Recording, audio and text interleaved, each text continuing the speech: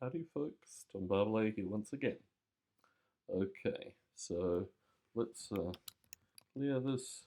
So what I've done is I've just adjusted the build.sh so it doesn't actually remove the files. And well, we'll do it this way for the start, and then I'll show you another thing.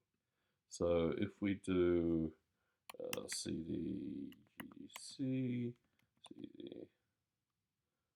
sorry, oh, I'm already in the setup directory. Okay, I'm already there.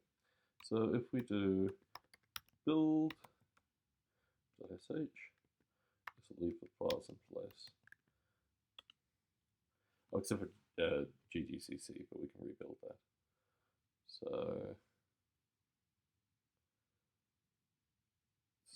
these are the files that have been created. The new one, obviously, is the Java file. So this is the Python file, already perfectly done. And we have the new Java file and the new JS, which are run here. So you can actually see their output here. So we've got Clojure now running as well. So we're getting quite a lineup, basically, as it is currently. So let's do something else. Let's suppose we don't want the main in the Java. So we want, well, let's compile GGCC, output GGCC.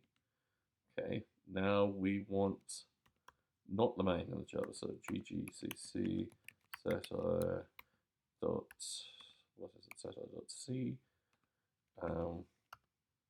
Java output satire new dot C, and then we want no prints or okay, bugger. Okay, that might have worked, but let's get it right. Sorry about that.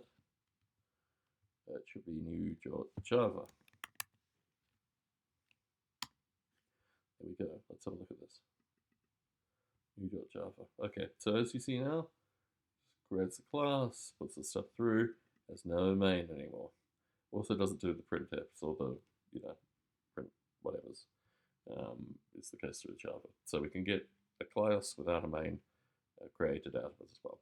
Anyway, Tom Barbley here in Las Vegas, Nevada, signing out.